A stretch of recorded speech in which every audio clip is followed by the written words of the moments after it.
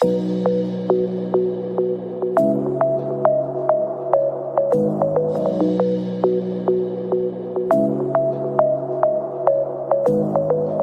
a graça e a paz do Senhor seja com todos, amém? Vamos pegar a Bíblia, vamos pegar a palavra de Deus.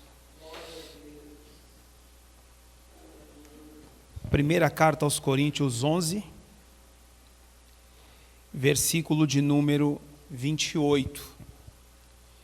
Vamos começar usando o texto da própria ceia para a ministração da palavra de Deus para as nossas vidas hoje.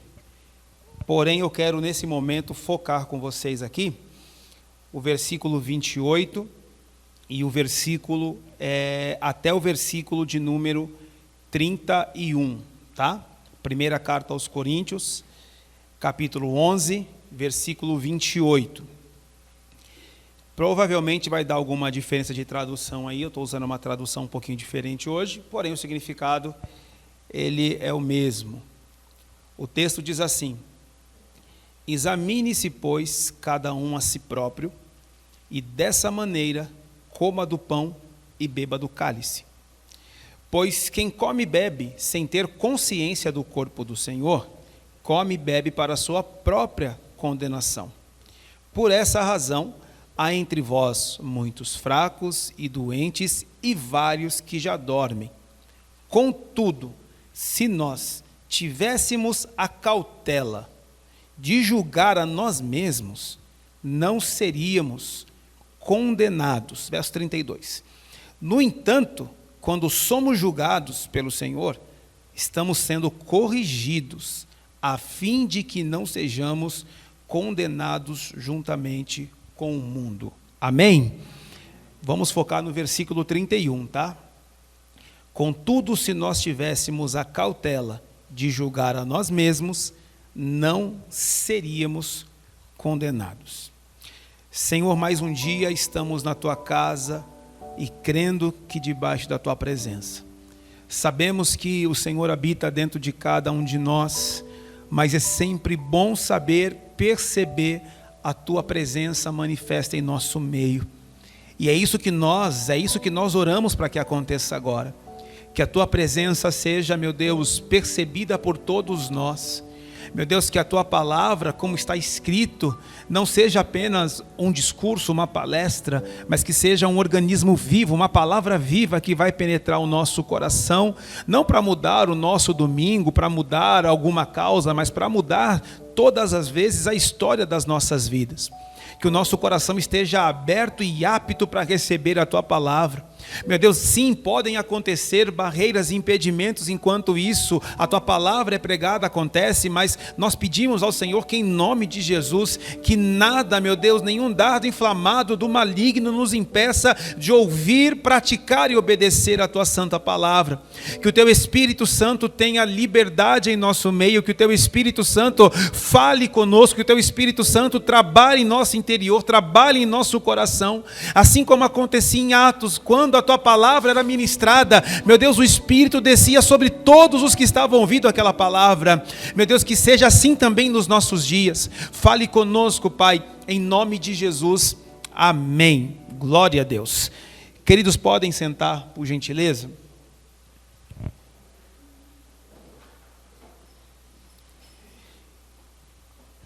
Obviamente eu trouxe esse texto aqui de Coríntios 11, porque é ceia. E essa tradução que eu estou usando para você é uma tradução de 1611, e ela é a tradução mais próxima do escrito original, tanto hebraico como grego. E você percebe, quando você lê, quando a gente vai lendo aqui, que o texto ele fica muito mais claro e mais simples de entender. Então, se a gente quer entender, por exemplo, sobre a ceia, o próprio versículo de número 28 e 29, ele já está falando sobre o que nós devemos nos examinar. Ele vai dizer aqui, quem come e bebe sem ter consciência do corpo do Senhor, está comendo e bebendo indignamente, porque quando ele fala de comer e beber indignamente, ele não está falando de alguém que está na prática de algum pecado, comer a Santa Ceia, ela vai ser condenado, muito pelo contrário. O que ele está dizendo é que o pecado é comer o pão e beber o cálice sem ter consciência do corpo do Senhor, sem ter discernimento da igreja como corpo vivo do Senhor, que é participante desse corpo.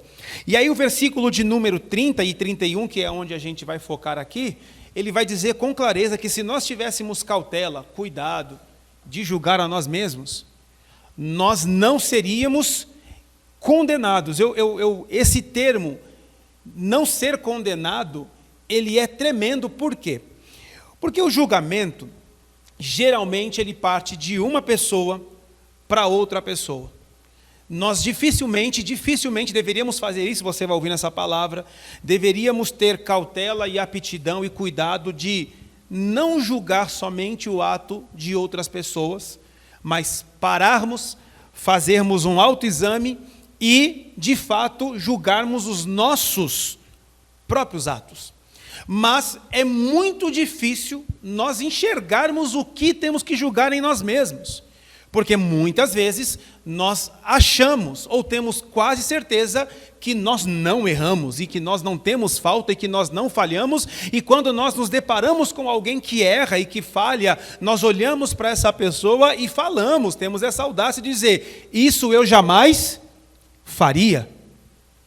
Eu não estou falando mal, não estou julgando a pessoa, eu só estou falando a verdade, porque isso ser humano nenhum faria, eu jamais faria. E quando nós dizemos que jamais faríamos alguma coisa, nós não temos o tamanho da noção de quão perigoso nós somos. E segundo, e nós não estamos tendo percepção e cautela de julgar a nós mesmos.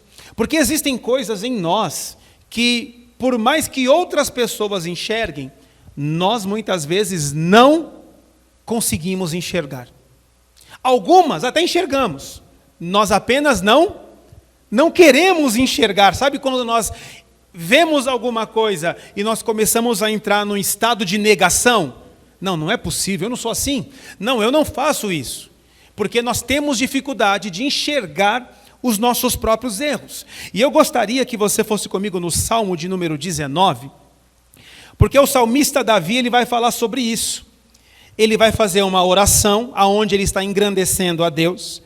Ele está exaltando a glória de Deus, ele está falando que os céus revelam a glória do Senhor, que o firmamento revela o seu poder.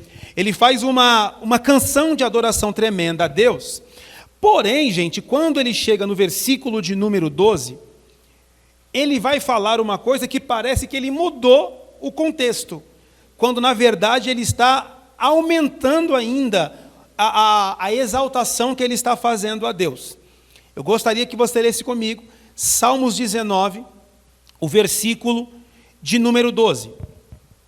Olha o que o texto diz: quem pode perceber os próprios erros?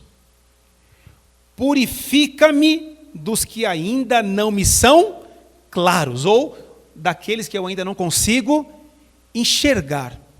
O salmista em oração está falando: Senhor, quem pode, é uma pergunta, é uma indagação, quem pode perceber os próprios erros? Ensina-me, purifica-me dos que ainda não me são claros. Quando nós olhamos isso aqui, a gente vai entender o seguinte: essa palavra erro, que está aqui no Salmo de número 19, versículo 12, é uma palavra hebraica. A pronúncia é bem complicada, tá? A pronúncia do português é complicada para mim, do hebraico é pior ainda, mas vou tentar aqui, tá? Essa palavra no original é shediot, que ela significa pequenos erros, porém, ela tem um outro significado, que é astúcia de Satanás em lidar com o egoísmo e vaidade humana, a ponto de neutralizar a capacidade de autocrítica das pessoas. Então, o que o salmista está dizendo aqui não é: eu não consigo enxergar as minhas pequenas faltas. O que ele está dizendo aqui é o seguinte: tira de mim, que ele fala, me purifica. Tira de mim essa minha vaidade que não me deixa ter capacidade de me criticar. Porque ainda que eu não perceba, porque ainda que eu não veja, eu sei que eu tenho erros que as pessoas estão vendo. E pior do que isso, não é só eu saber ter consciência, por mais que eu não enxergue, que eu tenha erros que as pessoas enxergam e eu não, é que muitas vezes eu condeno e julgo pessoas que cometem esse mesmo erro que eu. Porque todo ser humano, ele tem dificuldade de enxergar os seus próprios erros e as suas próprias falhas. Nós não queremos admitir em nada na vida que nós erramos e que nós falhamos. Por quê? Porque nós somos cobertos por um egoísmo, nós somos cobertos por uma vaidade humana que não nos deixa ter senso de autocrítica. E eu não estou falando que nós temos que nos automutilar. Não é isso. É o Coríntios lá. Examine-se a si mesmo. Nós temos que ter cautela quando nós vamos fazer esse julgamento em nós. Eu li uma frase que eu até anotei, e eu quero citar ela para você, porque o que não faz a gente enxergar os próprios erros é o nosso orgulho. A gente sabe, a gente só não quer assumir. É um estado de negação. Você já lidou, já conversou de verdade com alguém que tem algum tipo de vício na vida? Nunca alguém que é viciado admite que é viciado. Porque se admitisse o vício, ele largaria. Mas a grande questão é quando alguém é viciado em qualquer coisa, ela diz, eu não sou não, eu paro a hora que eu quero. Seja bebida, cigarro, drogas, jogatina, que hoje tem um monte de bet espalhada por aí. O cara aposta muito salário e fala, pô, você está viciado, você vai perder. Não, eu paro a hora que eu quero, estou só me divertindo. O momento que qualquer viciado assume, eu sou viciado, ele procura ajuda. E é aqui que ele consegue dar uma reviravolta na sua própria vida.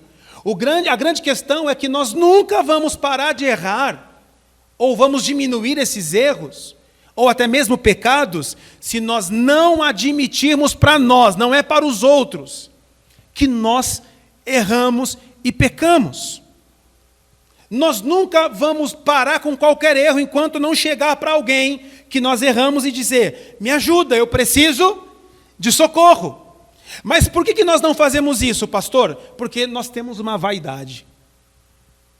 Nós temos um orgulho tão grande que nós não queremos, em hipótese alguma, que alguém veja a nossa fraqueza e a nossa miséria. E tem uma frase que eu até anotei que diz assim, porque o que não nos deixa ver isso é o orgulho. O orgulho, gente, ele é parecido com o mau hálito. Quem tem nunca percebe. Nunca percebe. Mas quem está à volta percebe. Mas ninguém que está à volta também tem coragem de falar. Concordam comigo? Porque vamos constranger a outra pessoa. Só que a outra pessoa está sendo constrangida sem saber. Porque ela não percebe isso.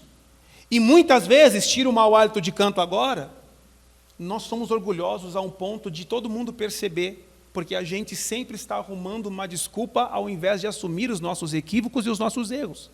Porque nós não conseguimos ter senso de autocrítica. Isso é na vida, não é só pecado, é a vida. Eu estava lendo uma outra frase, que eu fiz algumas anotações aqui, o rapaz falou assim, se o meu filho se tornar adulto, for para uma faculdade, se formar, ser um grande mestre em alguma coisa e for para o inferno, eu falhei. Ele falhou na missão dele, porque a missão dele não é fazer um homem rico e bem-sucedido, é preparar o caminho para a eternidade. Só que, de verdade, dificilmente nós pais vamos assumir que nós erramos com os nossos filhos. É difícil a gente falar, pô, eu errei aqui, eu falhei ali, porque nós temos a percepção que fizemos tudo perfeito. Nós fazemos o melhor, mas o nosso melhor tem equívocos também. Isso é num casamento. Acabou um casamento, de quem que é a culpa? Sempre é dos dois. Um casamento não termina por causa só de um. Mas eu fui uma esposa perfeita, eu fui um marido perfeito, então por que o outro te deixou? Por que o outro foi embora? Mas a grande questão é que tem erro dos dois lados, mas ninguém é humilde o suficiente para assumir a responsabilidade do seu erro. E enquanto a gente não assume, a gente não consegue melhorar. A gente não consegue corrigir a rota. E nós somos tomados por esse sentimento o tempo todo. Então, Davi ele vai dizer, isso aqui é muito forte, quem pode perceber os próprios erros?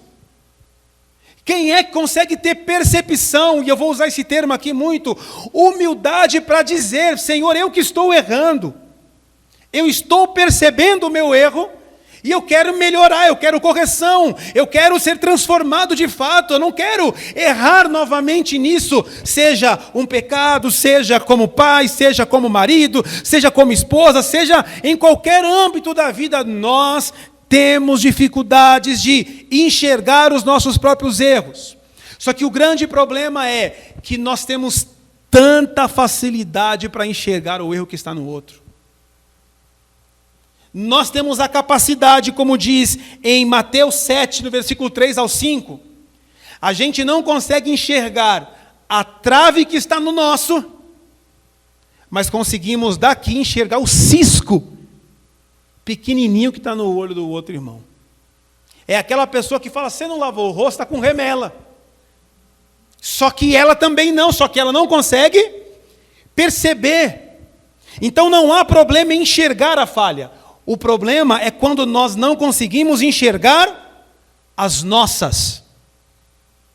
Nós não enxergamos as nossas. E aqui tem um grande problema. E eu gostaria que você fosse comigo em Romanos. Eu vou ler bastante versículos com vocês hoje, tá? Sobre esse assunto. Eu dividi aqui em 3 partes. A primeira está em Romanos capítulo 2. Romanos, capítulo de número 2, versículo de número 1. O texto diz assim, irmãos. Portanto, és indesculpável, ó homem, sejas quem for, quando julgas, porque a ti mesmo te condenas em tudo aquilo que julgas no teu semelhante. Pois tu que julgas, praticas exatamente as mesmas atitudes. Por que nós fazemos isso? Porque nós não conseguimos enxergar os nossos próprios erros. Então a gente está julgando alguém que faz a mesma coisa que nós fazemos. E o texto diz que nós não temos desculpa e nós estamos condenando a nós mesmos. Porque se eu posso pegar pedra para atacar em alguém que faz alguma coisa que eu também faço, gente, eu não estou condenando aquela pessoa, eu estou me condenando. Por isso que o Paulo falou que se nós julgássemos a nós mesmos, não seríamos condenados. Porque geralmente esse é o grande problema. Nós enxergamos no outro aquilo que nós fazemos, mas o nosso orgulho não nos deixa perceber isso em nós. Aí o versículo 2 vai dizer: mas nós sabemos que o julgamento de Deus é de acordo com a verdade contra os que praticam tais ações. Aí essas ações, eu não vou entrar no mérito, é o capítulo de número 1 inteiro aqui. Se você quiser ler Romanos 1, você vai ver quais são essas ações aqui. De uma forma resumida, ele está falando sobre imoralidade. O capítulo 1 de Romanos. Então vamos lá, a pessoa julga a outra, a sua prática é pecaminosa, a tua prática vai te levar ao inferno, só que essa mesma pessoa que diz que aquela prática é pecaminosa e vai levar alguém para o inferno, ela faz algo que pode não ser a mesma coisa, mas é tão imoral quanto. Então, ao julgar aquela pessoa, ela não está condenando aquela pessoa, ela está condenando a ela mesma. Aí nós voltamos de uma forma dinâmica aqui a Mateus 7, que com a mesma medida que você julgar, você é julgado. Então, com o rigor que eu vou dizer para alguém, você que pratica tal coisa vai para o inferno, se eu pratico algo semelhante, eu tenho que entender que eu não estou condenando aquela pessoa. Eu estou condenando a mim mesmo. Por quê? Pela minha dificuldade, pela minha vaidade, pelo meu orgulho ou pela minha astúcia de não conseguir perceber o meu próprio erro. Então vamos fazer uma autoanálise de uma forma bem simples aqui, gente. Se eu pedir para você olhar para todos nós que já nos conhecemos e talvez não tão intimamente, mas se a gente começar a olhar entre nós de uma forma simples, nós vamos começar a enxergar uns nos outros um monte de falha aqui. Um monte. Temos várias pessoas com várias falhas, algumas parecidas e outras diferentes. Mas o que nós menos fazemos é parar para enxergar as nossas próprias. As nossas próprias. A gente muitas vezes fica de olho em alguém que a gente conhece intimamente. Será que essa pessoa vai tomar ceia depois de tudo que ela me falou? Só que a gente não está tendo a percepção que da mesma forma que essa pessoa falou algo que te machucou e vai tomar a ceia, teu coração está um poço de mágoa e você também vai tomar a ceia. Só que você está julgando ela, só que você não está conseguindo enxergar o tamanho da mágoa que está dentro de você. De vez em quando a gente vê uns vídeos assim na internet, assim, a minha mulher louvando a Deus na igreja depois de ter me esculachado em casa. Aí ela está cantando, a minha família é uma bênção. O que acontece aqui? É claro que é uma sátira. Eles brigaram em casa, talvez ela errou nas palavras, mas ele está cheio de sentimentos. Os dois estão errados, mas um não consegue enxergar o seu próprio erro. E nós julgamos, nós gostamos de julgar. Tem pessoas que, me perdoa a expressão que eu vou usar, tá? Que a boca saliva enquanto ela julga. Vai para o inferno mesmo, desgraçado. Minha mãe fala que não pode falar esse nome dentro de casa. Mas um desgraçado é alguém que não tem graça. Vai para o inferno, eu jamais faria isso. Isso é desumano. E a gente está aqui descendo a lenha, mas dizendo que o outro que é o infeliz. Dizendo que o outro é o desgraçado. Por quê? Porque nós como igreja temos que parar de ter percepção do que está acontecendo à nossa volta e discernir os nossos próprios. Eu falo isso em nome de Jesus, não é só erro individual, é até mesmo um erro como igreja. Às vezes nós olhamos e vemos muitos erros de muitas igrejas, e o que é erro tem que ser apontado, mas nós nunca podemos deixar de olhar para o nosso próprio umbigo, de discernir a gente, de consertar os nossos erros, de fechar a casinha e falar: Senhor, o que nós não podemos ver nos mostra, e o que o Senhor nos mostrar, que nós tenhamos um coração simples e humilde para se arrepender e consertar. Mas é tão ruim ser repreendido, é tão ruim ser corrigido, e pior do que alguém te corrigir, pior do que alguém te instruir, é você ter humildade para se corrigir. Porque de verdade, irmãos, antes de Deus falar de mim para qualquer pessoa, Ele falou comigo. A gente tem dentro de nós o Espírito Santo que fala com a gente o tempo todo. A gente costuma chamar de consciência isso. Mas a cada ação que a gente vai fazer, tem alguma coisa lá dentro que diz. É que a gente é teimoso. É que a gente, não, isso é só coisa da minha cabeça. Mas se a gente começar a ver no outro tudo que a gente faz, ou melhor, tudo que a gente pensa, a gente vai dizer e condenar essa pessoa. Sabe por quê? Porque nós não somos tão compreensíveis com os outros como nós somos com nós mesmos. Como nós passamos a mão em nossa cabeça. Aqui eu não vou ler, mas eu vou contar a sua história. Ela está lá em Lucas 18, que todo mundo já deve ter lido pelo menos uma vez, que fala sobre o homem que devia um dinheiro impagável ao seu senhor. Ele ia ser colocado na prisão e na cadeia, só que ele roga por perdão e aquele senhor perdoa aquela dívida. Só que aquele mesmo homem, quando sai do perdão que recebeu, ele encontra um outro homem que devia para ele 90 dias de dinheiro. E aquele homem vai dizer: perdoa que depois eu te pago. Mas aquele homem não quis saber. Antes pegou aquele que devia para ele e o encerrou na prisão. Então, quando os servos olham aquilo, contam para o Senhor, diz: você perdoou ele, mas ele não perdoou o outro. Então aquele Senhor diz: você deveria ter feito com o outro a mesma coisa que eu fiz com você. Assim como eu te perdoei, você também deveria perdoar. Porque nós esperamos que os outros nos compreendam, mas nós não queremos compreender ninguém. Nós queremos perdão dos nossos pecados e nós queremos matar a mesma pessoa que cometeu os nossos mesmos pecados. E talvez, não sei se você está entendendo o que eu estou pregando, eu não estou falando de atos, eu estou dizendo que talvez o maior problema, o maior pecado que tem aqui é o nosso orgulho. Porque todo mundo que está na posição de juiz e de julgar é uma pessoa orgulhosa que acha que é superior à outra. Por que um juiz julga? Porque ele conhece a lei que eu não conheço. Então, naquele momento, ele está em uma posição superior a mim, não como ser humano, mas de juiz da lei. Então ele sabe não somente a lei que eu conheço do dia a dia, mas existem questões na lei que nós não fazemos ideia. Então nós podemos praticar crime sem saber que é um crime. Isso é um fato.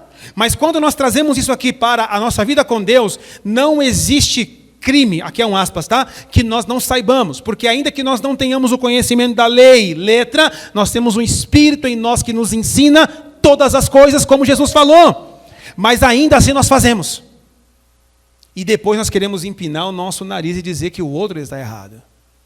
Eu queria que nós tivéssemos o coração de, quando a gente tem que disciplinar alguém, porque disciplina é bíblico.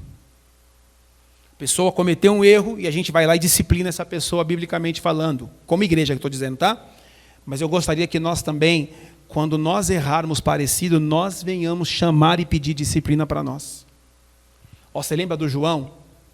Sei, o que tem o João? A gente disciplinou ele porque ele mentiu. Vou dar um exemplo aqui, nada a ver, só para a gente entender. Ele mentiu, só que agora eu estou reunindo vocês porque eu também quero disciplina. Mas o que você fez, Wesley? Eu também menti. A gente nunca vai fazer isso, né, gente? Mas provavelmente nós estávamos lá naquela reunião para disciplinar o João.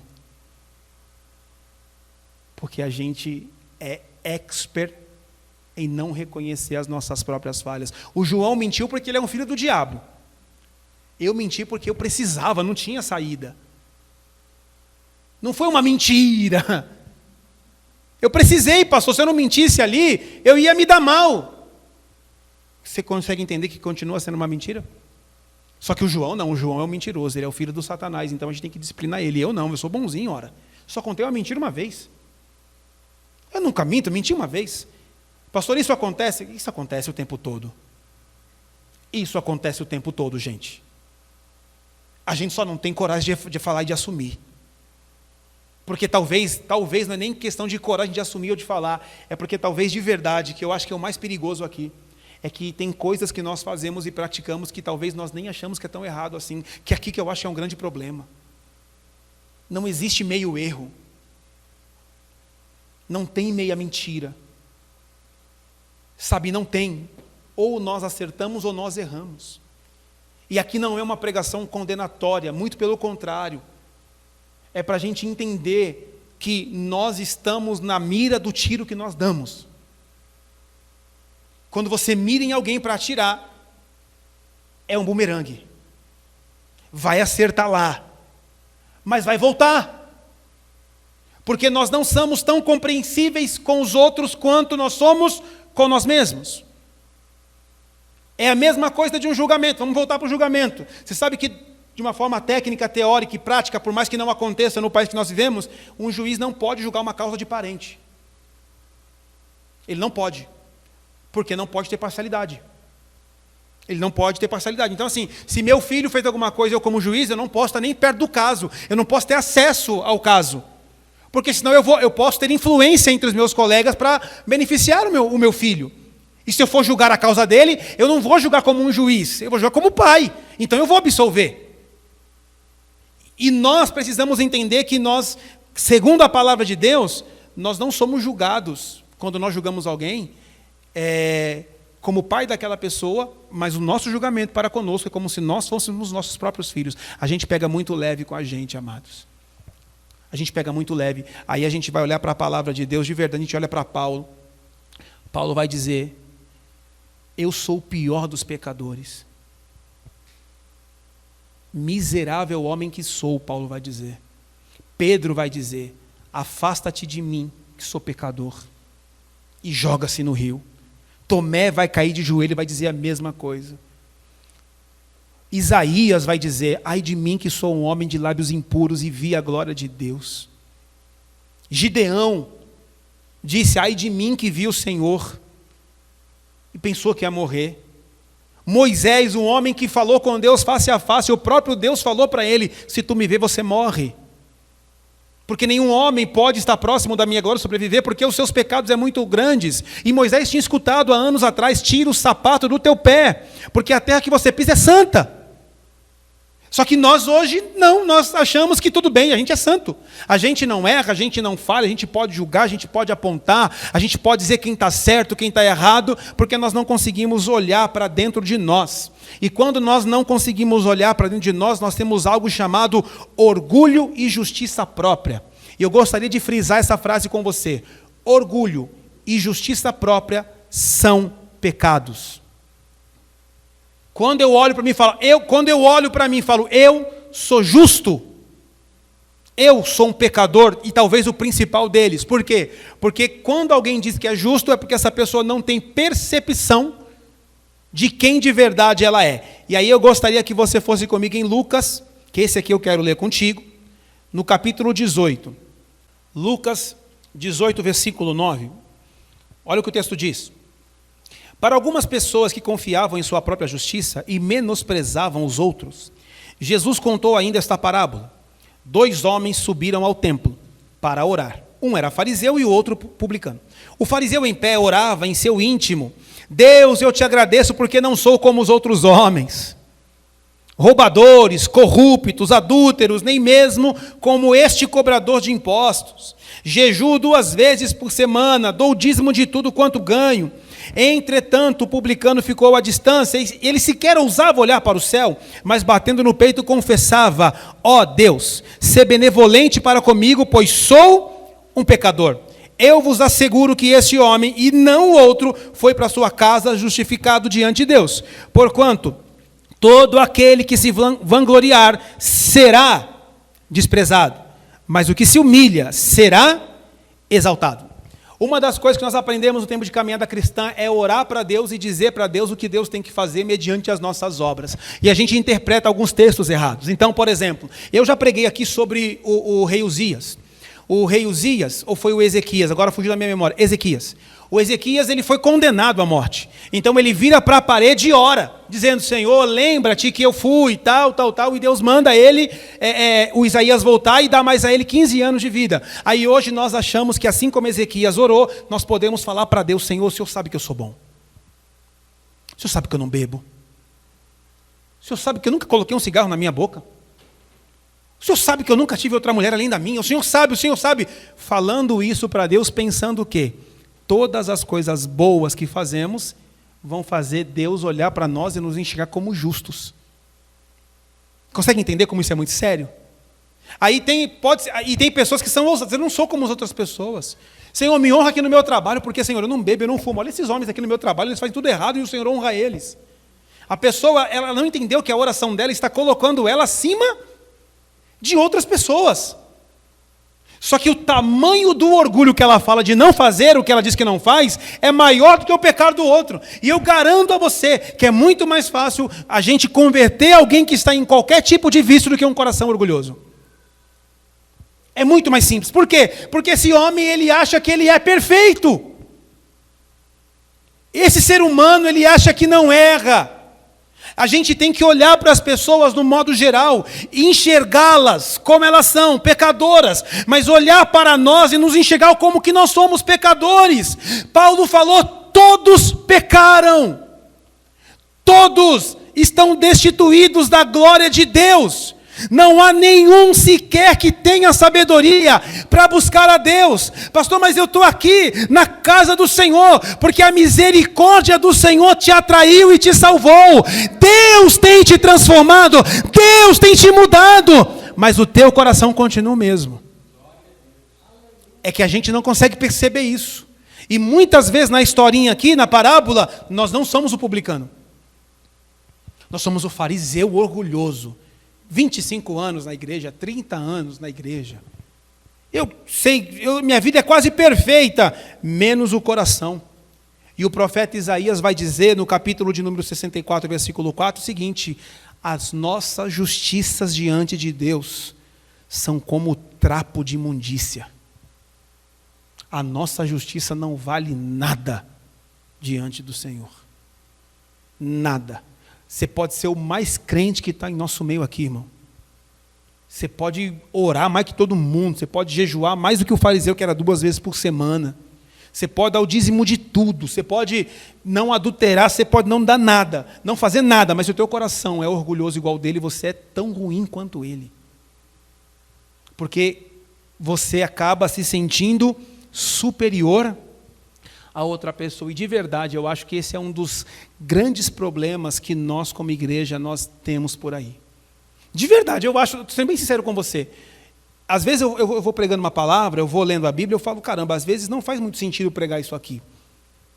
Porque é sério, a gente é um grupo pequeno, falando da nossa igreja aqui. A gente é um grupo pequeno. Basicamente, todo mundo aqui se conhece de algum lugar, temos alguma ligação em comum. E, de verdade, não tem ninguém viciado aqui em nada. Consegue compreender isso? Não tem ninguém viciado em nada aqui. Nós moramos numa cidade pequena, Cajamar, Colinas é pequeno. Se qualquer um fizer uma bobagem aqui, todo mundo vai saber, porque todo mundo conhece todo mundo. Às vezes alguém do seu serviço fala, pô, eu conheço fulano, que você fala, pô, mas é da minha igreja. Do nada. Do nada. Eu lembro de um dia que eu fui pastor em Franco da Rocha. Gente, olha que loucura. Aí eu saio de Franco da Rocha e vou lá para Suzano, do outro lado do mundo. Eu chego numa Santa Sé em Suzano. Fiz o culto, veio uma moça conversar comigo. Eu esqueci o nome dela, aquela de cabelinho enroladinho. Fugiu o nome dela. Resumindo, sabe onde essa moça trabalhava? Ela trabalhava na Paulista na época. Ela trabalhava na Paulista. E, coincidentemente, alguém que era de Franco da Rocha trabalhava também na Paulista. Só que, além de trabalhar na mesma Avenida Paulista, eles trabalhavam na mesma empresa. Trabalhavam juntas. E um dia aconteceu que eu saí numa sexta-feira, a de Franco da Rocha falou, nossa, eu estou tão triste, porque o meu pastor foi embora. E as duas já sabiam que era da Paz e Vida, na época. Ah, foi para onde? Foi para Suzano. Ué, seu pastor Wesley, que chegou lá ontem? Agora, vamos lá, onde eu quero chegar? Se eu tivesse feito um monte de M, para não usar o termo que eu gostaria de usar. Sempre alguém conhece, irmão. Sempre alguém conhece. Você pode não fazer nada de errado, mas às vezes a pessoa conhece a tua arrogância, o teu orgulho. Talvez você é aquele crente chato que ninguém te suporta. Talvez você é aquele que não senta na mesa do almoço com as pessoas da sua empresa, porque você fala, não vou sentar na roda dos escarnecedores. Talvez você é esse tipo de crente, que é tão orgulhoso, que se acha melhor do que as outras pessoas, que acha que tudo que não é da igreja se torna uma coisa maligna. Sabe, o Paulo falou, Jesus falou, que se o Senhor fosse nos tirar dessas coisas, nós não deveríamos estar mais nesse mundo, irmãos. Sabe, talvez você é aquela pessoa, eu não vou na casa do meu irmão porque tem bebida lá. Não vou na casa do meu parente porque lá tem cigarro. Para com isso. Você fuma, infeliz. Você bebe. Não, pastor, então vá. Seja sal. Seja luz. Dê bom testemunho. Honre a Deus com a tua vida. Para de querer se sentir melhor e maior do que os outros. Não é porque... Agora, outra coisa é você querer ir numa balada. Tá? Não vamos confundir a parada aqui, não. Que as pessoas falam, opa, então estou liberado. Cara, você é livre também, você está liberado para qualquer coisa. Mas o que eu estou dizendo é, às vezes nós evitamos locais dizendo que é um lugar ruim, porque nós nos sentimos um pouquinho melhor que aquelas pessoas. Não é porque só o local é ruim. É por isso, eu falo isso, é por isso, terceira vez, que a gente vê a pessoa virar crente e ela parece que não tem mais família. É virar crente, ela não tem mais família. Por quê? Porque ela não entendeu que só ela converteu. E aí ela começa, nossa, vai ter bebida? Nossa, vai ter aquelas músicas?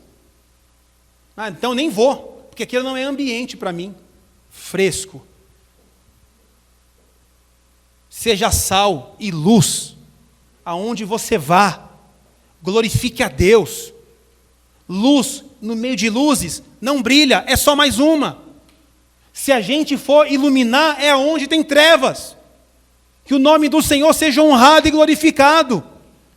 Temos que parar com esse ar de superioridade em relação às outras pessoas. Temos que arrancar esse farisaísmo de nós.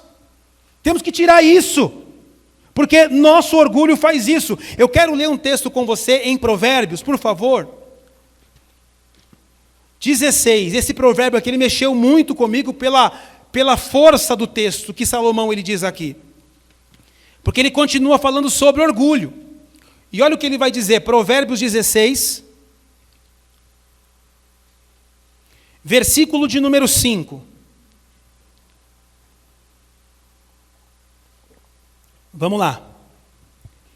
Provérbio 16, versículo de número 5. Abominável é ao Senhor todo arrogante de coração. É evidente que não ficará sem a devida punição. Isso é muito sério. A palavra abominável todo mundo conhece, é maldito. Então, para Deus, alguém arrogante de coração ou orgulhoso é maldito, e ele não vai ficar sem punição. Esses dias eu estava no trabalho, aí na hora do almoço tem aquelas maquininhas lá, eu peguei uma Coca-Cola, fui almoçar, aí almocei, acabei não terminando a minha Coca-Cola, que eu gosto muito de uma Coca-Cola. Depois que inventaram o a zero, eu comecei a gostar ainda mais. E aí eu fui para fora tomar um sol nesse frio com a minha Coca-Cola na mão, aí um colega de trabalho acendeu um cigarro, fumando um cigarro, direito dele, ele faz o que ele quiser. Ele olhou para mim e falou assim: cara, a Coca vai te matar. Você consegue entender? Isso é verdade, aconteceu. Por que acontece? Eu só dei risada. Mas você entendeu a ligação com o pecado aqui? Irmão, o pecado vai te matar e a gente está fazendo a mesma coisa ou coisa parecida. Porque a gente só acha que vai fazer mal no outro e nunca na gente. Isso é uma realidade muito grande. E realmente a Coca vai me prejudicar um dia. Mas o cigarro também vai prejudicar outra pessoa. Então, se você parar para pensar, estamos todos no mesmo barco ali, que precisamos ter misericórdia do outro. Poderia ele olhar para mim e falar assim: cara, para com a Coca, que eu paro com o cigarro. Ó que legal. Pastor, mas será que ia conseguir? Não sei. Mas os dois iriam estar entendendo que ambos estão fazendo mal para si próprio.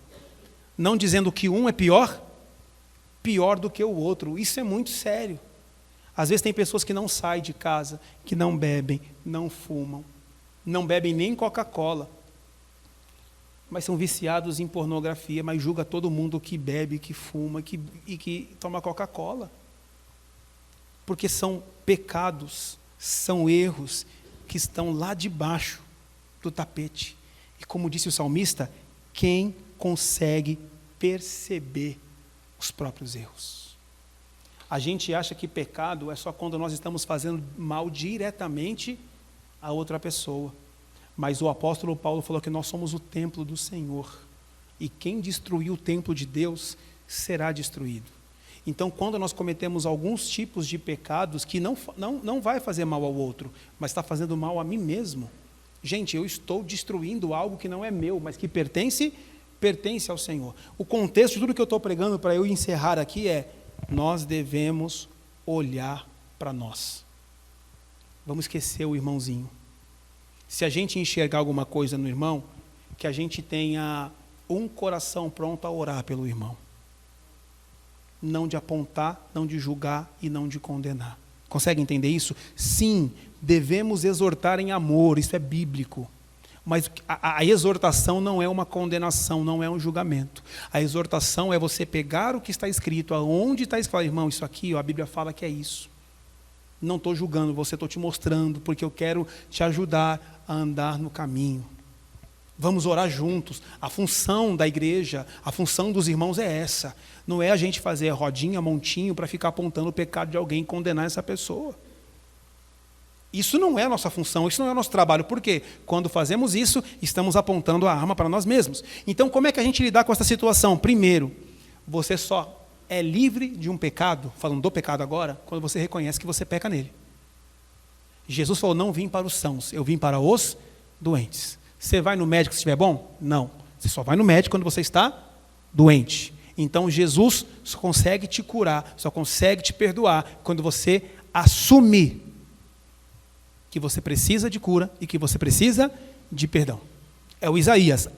Já imaginou isso? Um dos maiores profetas messiânicos falar: ai de mim que sou um homem de lábios impuros.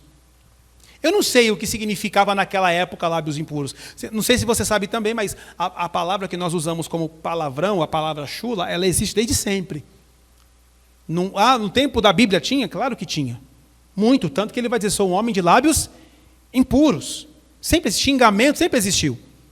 Mas o profeta de Deus falou: ai de mim, que sou um homem, ele falou: sou um homem de lábios impuros e vivo numa nação de impuros lábios. Ele não falou: ai da nação de impuros lábios. Falou: ai de mim primeiro, porque eu faço parte disso aqui. Eu estou igual a eles. Ele se colocou num pé de igualdade, porque diante do Senhor, todos nós somos iguais. O Senhor não vai olhar para mim e falar assim, vou julgar ele de um jeito, vou julgar o outro. Não, nós somos iguais. Todos pecamos. Todos. Então todos precisamos da mesma misericórdia. Todos precisamos da mesma graça. Sim, existem pecados e pecados, mas o contexto é que todos condenam. E a única forma de ser livre de qualquer pecado é sendo cheio de Deus e recebendo a graça do Senhor. Portanto, estamos iguais. Então temos que parar de julgar e condenar as pessoas o tempo todo. Temos que parar de olhar, é a ceia daqui a pouco. Será que fulano que falou mal de mim no serviço vai tomar a ceia? Será que você não deveria deixar de estar pensando no fulano e olhar porque talvez ele falou mal de você? Tem gente que vai falar mal de graça, tem gente que nós damos motivo. Tem várias hipóteses aqui, gente. Você fala mal de alguém, sim ou não? Não minta. Sorriso diz tudo. Da mesma forma, alguém fala mal da gente. Só que vou condenar, a gente ora, Deus vai pegar aquela pessoa, fecha a boca do leão, Senhor. Esse leão que está se levantando contra mim no serviço, que está falando mal de mim. Só que, ao mesmo tempo, eu estou descendo além em alguém. Que Deus feche a boca de todos os leões, inclusive o seu. Vamos fazer essa oração? Pastor, mas a gente morre. Pois é! Somos iguais. Então que Deus tenha misericórdia de nós. E como a gente vive assim? O Salmo 139, versículo 23 e 24, ele vai dizer o seguinte. Eu não preciso nem abrir não, tá? Só quero conversar com você sobre ele. O salmista vai dizer, sonda-me, ó Deus. Me conhece e vê se há em mim algum caminho mau. E guia-me pelo caminho eterno. Você não vai conseguir mostrar para mim os meus erros. Eu não vou conseguir mostrar para você os seus erros. E eu acho que nós nem deveríamos ficar tentando fazer isso o tempo todo. Mas o Espírito Santo está aí para nos direcionar e nos orientar. Nós temos que ouvir o testemunho do Espírito Santo dentro de nós, irmãos. E de verdade, ele fala com a gente o tempo todo.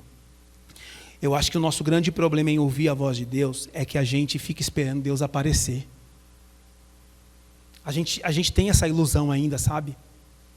A gente tem essa ilusão que Deus vai falar com a gente como Ele falava com os profetas do Velho Testamento. É verdade, a gente tem pastor, mas não pode acontecer? Não é que não pode.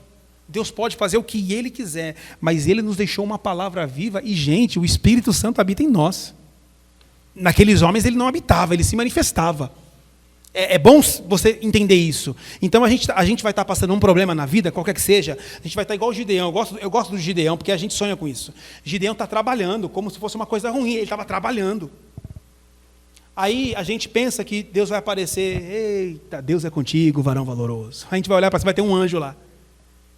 Não, irmão, o trabalho é nossa obrigação para sustentar a nossa casa. O trabalho é da onde vamos tirar o dinheiro para pagar nossas contas. Pastor, mas Deus tem que me honrar no meu trabalho. Respira aí. Está te honrando, você tem saúde, vai trabalhar, cara. Só que a gente está esperando aparecer um anjo igual apareceu para Gideão, vai colocar uma coroa na nossa cabeça. Gente, isso não acontece mais. A gente está esperando ouvir a voz de Abraão, sai da tua terra e da tua parentela. Isso não vai acontecer mais. Não é porque Deus não pode, é porque isso foi para homens específicos, em tempos específicos, para um propósito específico. A gente está esperando, a gente está procurando pedrinha para jogar em gigante. Isso não vai acontecer mais. O gigante já caiu há 2000 anos na cruz do Calvário. A gente está tentando derrubar gigante que não existe. A gente está querendo pegar leão pela barba ainda, igual Davi fazia. Isso são figuras, isso é sombra. Nós temos que entender isso. Isso é sombra.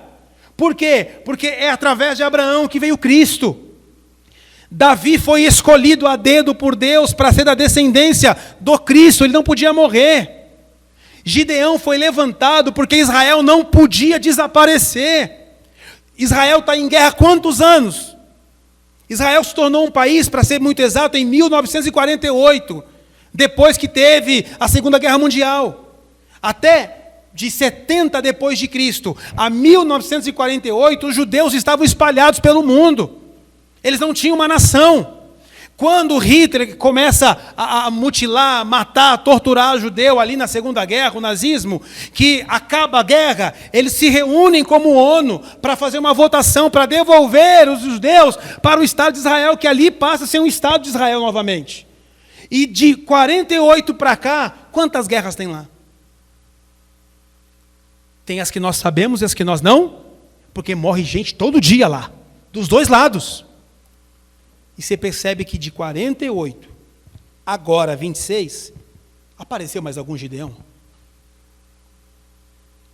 Apareceu mais um Sansão lá? Porque o propósito foi cumprido, gente. Israel é só mais uma nação.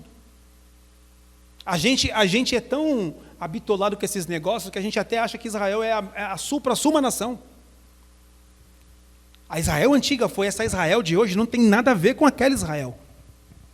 Pastor, mas Deus tem um plano para Israel, Deus tem um plano para a humanidade. O plano para Israel foi até o Cristo veio, agora ele é o rei, senão o judeu já está no céu. Mas ninguém sobe ao céu sem Cristo, inclusive eles. A gente tem que entender isso. A gente até em Deus um pouquinho, a gente quer ser judeu às vezes. Eu fico vendo pessoas no Brasil que querem ser judeu. Eu quero fazer a circuncisão do infeliz, sem anestesia. Porque a gente perdeu a noção do que é a vontade do Senhor e do que é a nossa vontade. E aí a gente está até hoje. Não, mas um dia Deus vai se levantar em meu favor. Deus já se levantou, gente. Cada dia que a gente levanta, Deus já se levantou em nosso favor. Pastor, mas olha o tanto de problema que eu passo, olha o tanto de problema que as pessoas no mundo passam. Sério, a gente tem que parar com a nossa síndrome de narcisismo, de disputar quem tem mais problema. Não, porque fulano tem problema, mas se eu contar, pastor, você não acredita. Cara, eu vou te falar uma coisa, graças a Deus eu nunca tive esses BOs aí não. Se você me perguntar, pastor, conta um grande testemunho da sua vida. Cara, eu não tenho, e graças a Deus que eu não tenho. Não sou ex-nada, não sou ex-viciado em nada. Graças a Deus, a única vez na minha fase adulta que eu fui para o hospital foi porque eu quebrei a mão, foi uma coisa boba. Nunca fiquei doente, nunca quase morri. E vivo a minha vida.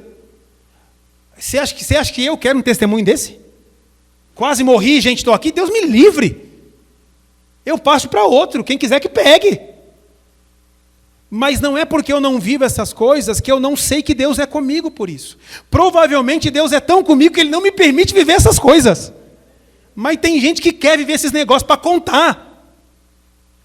Não, porque o meu testemunho é que eu estava num leito de hospital e Deus apareceu para mim e agora eu estou aqui. Maravilha, glória a Deus, louvado seja o nome do Senhor, mas que Deus me livre. Porque eu não quero. Você consegue entender? Só que a gente vive essa ilusão, que porque a gente é crente, a gente é de Deus, a gente é perfeito, o diabo está toda hora se levantando contra a gente é quase um Jó. Sendo que aquilo foi para um momento específico, para um período específico. Agora, para concluir, tem muitas coisas das nossas vidas que nós passamos porque nós somos os grandes causadores, tá? Lembra do assunto lá? O cara com cigarro falando que a coca ia me fazer mal? Nós causamos os nossos males. A pessoa, ela não bebe água, ela tem pedra no rim. Aí ela fala, o diabo colocou uma pedra aqui. Estava dormindo, foi uma cirurgia. Satanás veio aqui, quase igual Deus, tirou o meu lado e colocou, não, você só não bebe água, abençoado. Um pouquinho de água resolveria o seu problema. Pastor, mas agora eu já estou, o que eu faço? Agora você vai ter que sofrer com a sua dor. Até essa pedra sair. Funciona assim. Jesus, se quiser, pode fazer um milagre? Sim ou não? Pode, mas a gente quer contar com uma coisa que a gente não sabe se vai acontecer, porque a gente causou. É assim, a vida é assim, como ela é. Pastor, eu preciso fazer uma oração que eu estou devendo muito. Ô filho, não foi eu que gastei. Não foi Deus que gastou. No seu cartão não está o nome Jesus. Está o seu nome. Quem foi que usou? Foi você. Por que você usou? Porque quis. E agora que Deus tem que pagar? Não, foi você que causou isso. Pastor, eu arrumei uma confusão no meu trabalho, fui mandado embora, eu quero restituição. Do quê? Você já deu o nome, eu arrumei uma confusão no meu trabalho. Você percebe que a gente vai causando os BOzinhos? Pastor, estou num casamento que eu estou sofrendo muito, não sei o que eu faço, pastor. Ah, é? Está quanto tempo junto? Ah, pastor, estou 3 anos. Conheceu quando? Há 3 anos. Já casou? É, pastor, já fui morar junto. Como é que resolve esse BO? Como é que resolve isso? Tem gente que está 30 anos casado sofrendo. Por quê? Porque lá atrás foi morar junto. E o problema não é o morar junto, é não conhecer a pessoa que você vai casar, que você vai morar junto, você vai ver a sua vida. Não, pastor, ele era tão bonzinho, estou vendo.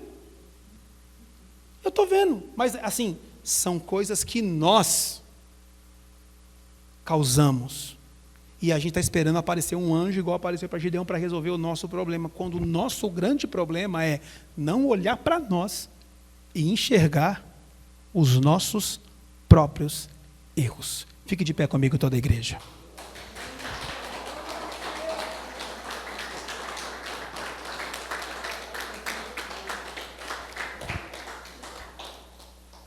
A gente olha para trás na vida, e assim, a palavra que eu preguei, gente, não é só envolvendo o pecado, não, é a vida como ela é, tá? Eu olho algumas coisas na minha vida, algumas situações que eu já passei, que durante bastante tempo eu falava, caramba, olha o que fizeram comigo, ou olha o que fulano fez. Hoje, de verdade, quando eu analiso, eu olho o que eu deixei fazerem comigo. Olha o que eu deixei que fizessem comigo, olha o que eu deixei que falaram para mim. Por quê? Porque eu sou um homem adulto, que eu também tenho como tomar as minhas decisões. E algumas situações da minha vida, que talvez não foram tão agradáveis, como eu te falei, eu vou repetir, graças a Deus, espero não ter, em nome de Jesus, isso aqui não é soberba, é de verdade, é do coração, espero não ter, eu não tenho história triste para contar, graças a Deus. Problema a gente passa, assim como eu brinquei aqui, meu Deus, me ajuda a pagar os meus cartões, eu já fiz essa oração várias vezes, mas eu gastei, já limpei nome, já sujei nome, já limpei nome, e a vida vai seguindo, irmão. Eu causei. Então, por que aí eu comprei, eu estava conversando com um rapaz, foi mandado embora essa semana lá, eu falei, poxa, é ruim ser mandado embora, né? Ele falou, Wesley, acabei de comprar uma moto, como é que eu vou pagar? Eu não posso falar mal da empresa, consegue entender? Foi mandado embora, acontece com todo mundo. O que ele vai ter que fazer? Arrumar um outro emprego, vida que segue. Infelizmente, essas coisas acontecem. E não foi o inimigo, acontece. Você é demitido por várias hipóteses, até quando você não merece, mas acontece. Mas a gente tem saúde, vamos de novo. Eu sempre falo isso para mim mesmo quando eu começo a reclamar da minha vida. Caramba, tem gente que queria ter a saúde que eu tenho para poder fazer o que eu faço e a pessoa não está fazendo por uma debilidade e eu que posso fazer, estou aqui reclamando. Sabe? É gente que se você conversar, o dia que você estiver mal da sua vida, reclamando da sua vida, falando que nada dá certo para você, que está tudo errado em você, tem um hospital ali em Cotia, eu não lembro exatamente onde é, acho que é na Granja Viana, mas é um hospital que ele é público, ele tem uma gerência católica, mas só vai para aquele hospital as pessoas que estão em hospitais grandes, como o Pérola Baiton, Santa Casa, o hospital lá de Heliópolis. Essas pessoas elas estão fazendo um tratamento de câncer, e aí quando dá metástase, e o médico diz, não tem mais o que fazer, eles transferem para esse hospital. Eu tive um dia a oportunidade de ir lá. Fui visitar uma pessoa lá. Cara, é muito triste você ver as pessoas que sabem que vão morrer. Elas sabem que elas vão morrer, porque elas só estão ali para morrer. E por que não vão para casa? Porque ali, por pior que elas vão morrer, elas estão tomando morfina, tramal, porque uma pessoa com esse tipo de doença, ela sofre com muita dor. Aí a gente aqui desse lado, a gente está reclamando da vida, como se nosso dia fosse acabar amanhã. E tem gente no leito que queria ter a saúde que a gente tem para poder tentar fazer alguma coisa. E a gente está aqui, não, porque minha vida é ruim, porque meu trabalho é ruim, porque não sei o que não presta, porque eu não aguento mais essa vida. A gente fala isso. Aí a gente vai num hospital desse, a gente olha a pessoa e fala... A gente tem que olhar para aquela pessoa e falar, Senhor, tenha misericórdia das bobagens que eu falo, das bobagens que eu penso. Porque essa pessoa está com um problema de verdade. Ela está aqui agora, toda amarelinha, sem sobrancelha, toda pálida, fraca, com a boca toda branquinha, sem voz para falar. não sabendo, ela e a família dela, não sabendo se amanhã ela vai estar ali de novo, porque pode morrer a qualquer momento. Então, quando a gente começa a olhar algumas coisas, a gente fala assim: a nossa vida é uma maravilha. Nós simplesmente aprendemos um evangelho onde problemas é uma coisa que não deveria acontecer. E quando a gente enfrenta, a gente não sabe como lidar, mas problemas é a vida como ela é. E até que o Senhor tem nos ajudado. Esse é um ponto. Então, irmãos, eu não sei se você conhece alguém que te fez mal. Eu não sei se você conhece alguém que não vale um centavo. Eu não sei se você conhece alguém que está aqui na igreja e fala: pastor, essa pessoa só é santa aqui na igreja. Não me importo. Eu não me importo com a outra pessoa. A pregação não é sobre a outra pessoa. A pregação é sobre você e sobre mim. É a gente enxergar os nossos próprios erros. Não é sobre o outro. Não é sobre o irmão que não veio para o culto, qualquer que seja o motivo dele. É olhar para você e discernir isso. Pastor, eu não consigo enxergar. Quase não conseguimos. Sonda-me, ó Deus, e me conhece. Vê se há em mim algum caminho mau e guia-me para o caminho eterno. E quando enxergar esses erros, não entre em um estado de negação. Entra em um estado de arrependimento. Senhor, tenha misericórdia de mim. Faz igual Davi, purifica-me desses erros também, que eu não enxergava, mas agora eu enxergo. E aí a gente examina a nós mesmos. Vamos comer do pão e vamos beber do cálice. Feche os teus olhos. Uma oração totalmente pessoal. Totalmente pessoal. Pode ser que os nossos erros não sejam erros de eu fiz tal coisa. Pode ser, tá? Pode ser que a gente comece a enxergar em nós mesmos agora o quão orgulhoso nós estávamos sendo. Como a gente estava sendo tomado aí por algum orgulho ou até mesmo um sentimento de superioridade aos outros. Senhor, nosso Deus e nosso Pai. Meu Deus, o Senhor nos sonda. O Senhor nos conhece. O salmista vai dizer que o Senhor conhece o nosso deitar, o nosso levantar. O Senhor conhece todos os nossos caminhos. O salmista vai dizer que a palavra não nos chegou à boca e o Senhor já conhece. Porque o Senhor sonda todos os nossos pensamentos. Senhor, a grande verdade é que tem coisas dentro de nós que nós não sabemos que lá está. Mas o Senhor é conhecedor de todas as coisas. Porém, também tem muitas coisas que nós sabemos que lá está. E nós não queremos mexer. Porque talvez estamos negando, porque talvez vai machucar. Senhor, mas nessa manhã que o Senhor nos preparou, nós queremos uma cura completa. Senhor, como o salmista falou no Salmo de número 19. Meu Deus, quão difícil é. Quão difícil é perceber os próprios erros. Mas purifica-nos dos que ainda não nos são claros.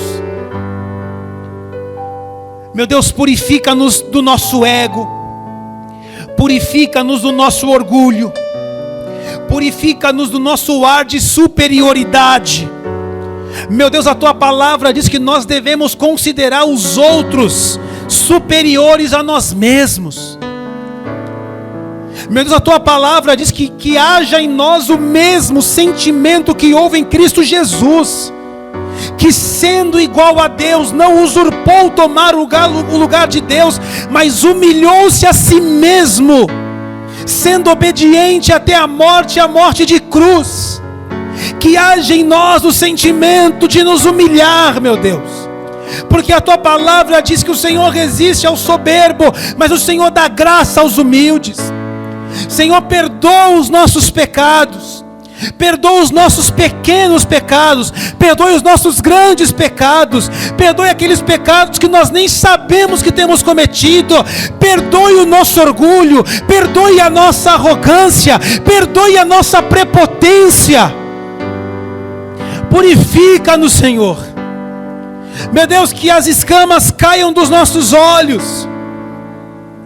Meu Deus, e essas escamas vão caindo conforme nós vamos Te conhecendo.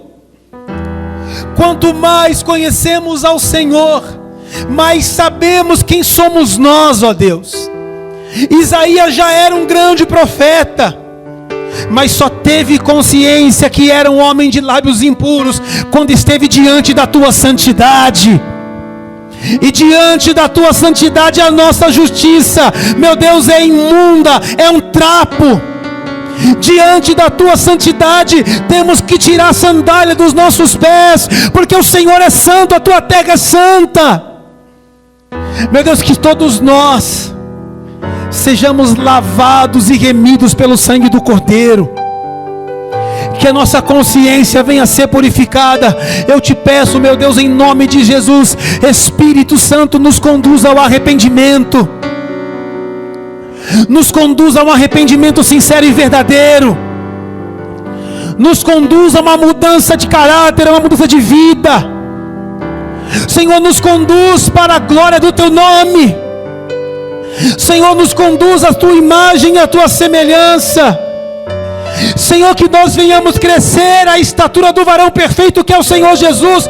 Meu Deus, isso aqui é um pedido de socorro da tua igreja, aonde reconhecemos as nossas falhas, aonde reconhecemos as nossas fraquezas, aonde colocamos diante do Senhor as nossas misérias e pedimos: tenha misericórdia de cada um de nós, ó Pai. Precisamos da tua cura, precisamos da tua salvação, precisamos do teu perdão, precisamos, Espírito Santo, que o Senhor nos ajude em nossas fraquezas. Precisamos, Senhor, que o Senhor nos estenda as mãos e nos levante. Senhor, precisamos encontrar nesta manhã o trono da graça, para encontrarmos graça e sermos ajudados enquanto temos tempo ainda. Precisamos ter a nossa fé renovada, precisamos ter a nossa fé fortalecida. Meu Deus, aqui nesse momento não é hora de olhar para o outro, mas estamos fazendo o autoexame. É a hora que nós olhamos para nós, Senhor.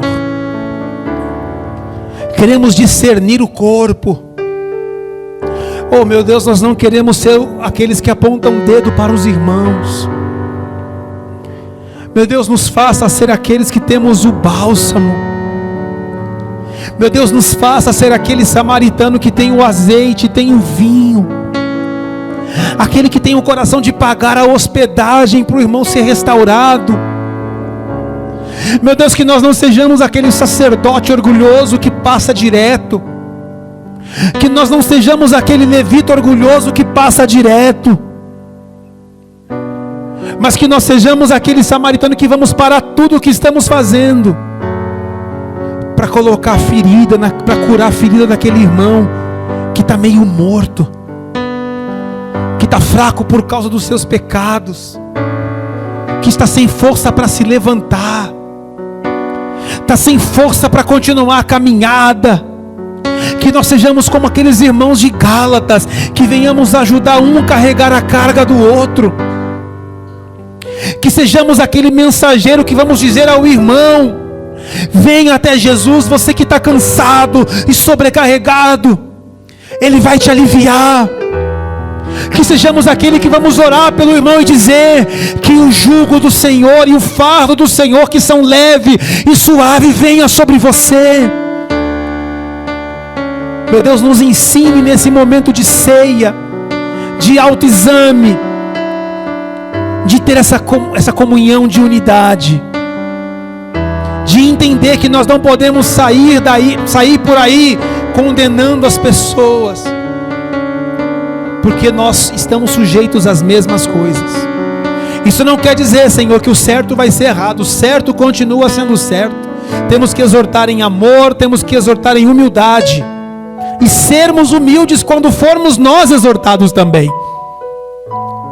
Mas que hoje nós venhamos discernir os nossos próprios erros. E termino essa oração dizendo: purifica-nos desses erros, ainda que eles não sejam tão claros. Que o nosso coração seja purificado no Senhor, que nós terminemos essa oração lavados e remidos pelo sangue do Cordeiro Jesus, e que todos os nossos pecados, como diz a tua palavra, serão lançados nesse mar do esquecimento, Pai, em nome do Senhor Jesus. Amém. A igreja diga amém. Glória a Deus. Ah, que bom que você chegou até aqui. Isso é sinal que você assistiu o vídeo inteiro e que você ouviu toda a pregação. Afinal, a Bíblia diz que a fé vem pelo ouvir e ouvir a palavra de Deus. Estou muito feliz, o meu coração se alegra com isso. Sinal de que Deus está me usando para fazer a obra e alcançar o teu coração. Mas eu te pergunto, você está frequentando alguma igreja? Você já se rendeu a Cristo? Já entregou a sua vida para Ele? Ainda não? Faça isso agora. Isso mesmo, não precisa de igreja não. Aí mesmo onde você estiver, no carro, no trem, no ônibus, dentro de casa, sentado, deitado, basta você dizer: Senhor, eu entrego a minha vida a Ti, eu me rendo ao Senhor e Te recebo como meu Salvador. Só de você fazer isso agora, o teu nome já está escrito no livro da vida e da salvação eterna. Fique firme. Eu aconselho você a procurar sim uma igreja para congregar, ter comunhão com os irmãos. Vá domingo a uma igreja, assista, participe de um culto, principalmente num lugar onde se prega Jesus como Senhor e Salvador da nossa alma. E também quero fazer um apelo a você, que nos ajude a manter esta igreja, esta obra. Aqui na Igreja Águas do Altar, nós não trabalhamos, não temos a obrigatoriedade de dízimo. Nós não temos essa filosofia. As pessoas não são obrigadas a dar dízimo e também as ofertas são voluntárias. Estamos baseados aqui, no que dizem segunda carta aos Coríntios, capítulo 9, versículo 7. Cada um contribua segundo propôs no seu coração. Então, se você pode, seja R$1 ou qualquer valor que você puder, vai nos ajudar. Aqui embaixo na tela está a chave Pix, que é o CNPJ da Igreja Águas do Altar. Nos ajude e nós vamos orar e pedir ao Senhor para continuar te abençoando e prosperando o trabalho das suas mãos. Que Deus te abençoe. Até o próximo vídeo. Fique na paz do Senhor Jesus.